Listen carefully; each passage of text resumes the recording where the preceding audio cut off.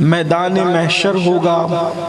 اور محشر کے میدان میں اللہ تبارک و تعالی اپنے بندوں سے حساب لے گا۔ یہ ہمارا بنیادی عقیدہ ہے، اور جس وقت اللہ تبارک و تعالی حساب لے گا،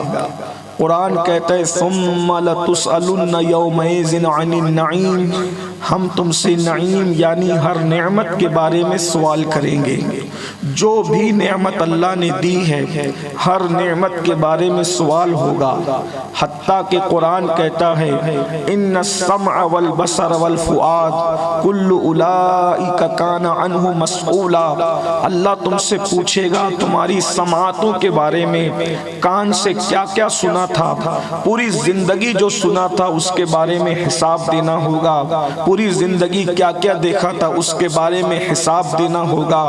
پوری زندگی کیا کیا سوچا تھا، والفؤاد کیا کیا سوچا تھا اس کے بارے میں بھی حساب دینا ہوگا، یعنی جان بوجھ کر قصدن جو سوچ کر کے زندگی گزار رہے تھے، اچانک کوئی وسوسہ آ گیا، کوئی خیال آ گیا، اس پر حساب نہیں ہوگا، لیکن جو سوچ رہے تھے اس سوچ پر اللہ تبارک و تعالی فؤاد تمہاری سوچ پر بھی تم سے حساب لے گا۔ کیا سوچ رہے تھے؟ کسی کا برا سوچ رہے تھے، کسی کے خلاف سوچ رہے تھے، کسی کے خلاف منصوبہ بنا رہے تھے، غرض کے جو دماغ کے اندر سوچا ہوگا، اور انکار بھی نہیں کر سکو گے، اس لیے کہ قرآن کہتا ہے اللہ علیم بذات الصدور ہے، دلوں کے اندر جو وسوسے اور خیالات آتے ہیں میرا اللہ اس سے بھی واقف ہے۔ اللہ رب العزت پوچھے گا، کتنا پوچھے گا، کیا کیا پوچھے گا؟ قرآن کہتا ہے فَمَن يَعْمَلْ مِثْقَالَ ذَرَّةٍ خَيْرًا يَرَهُ وَمَن يَعْمَلْ مِثْقَالَ ذَرَّةٍ شَرًّا يَرَهُ، ایک ذرے کے برابر نیکی کی ہوگی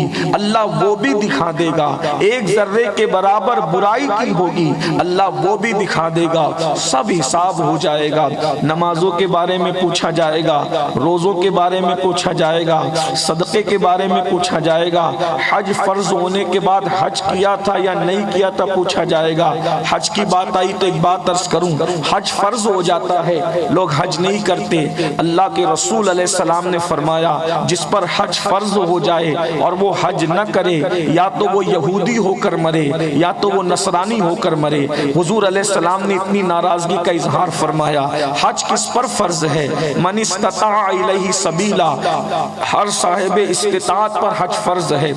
استطاعت کسے کہتے ہیں؟ حج کو جانے آنے کی طاقت ہو، حج کے ارکان ادا کرنے کی طاقت ہو، حج کا خرچہ اٹھانے کی طاقت ہو، جتنے دن تک حج کے سفر میں رہے گا اور گھر سے غائب رہے گا، اپنے گھر والوں کا جن کا خرچہ تم پر واجب ہے وہ خرچ ادا کرنے کی طاقت ہو، تم پر حج فرض ہو گیا۔ ہندوستان کے اندر ماحول یہ ہے، ابھی بیٹی کی شادی باقی ہے، ابھی بیٹے کی شادی باقی ہے، ابھی پلاٹ بکنا باقی ہے، ابھی گھر بکنا باقی ہے، سارے کام نپٹاتے آخری میں حج کریں گے، اور پھر موت آ جاتی ہے، حج رہ جاتا ہے، وہ گناہ کا وبال سر پر لے کر جاتے ہیں۔ اس لیے آخری کام حج نہیں کرنا، بلکہ جب حج فرض ہو جائے فوری طور پر حج کرو، اور حج کرو تو کوشش کرو جوانی میں کرو، حج کا اصل لطف جوانی میں ہے، ورنہ لوگ بوڑھے ہو جاتے ہیں اور بڑھاپے میں جب چلنے کے قابل نہیں رہتے، جب کچھ بولنے کے قابل نہیں رہتے تب حج کو جاتے ہیں۔ یہاں بچے خوشی مناتے ہیں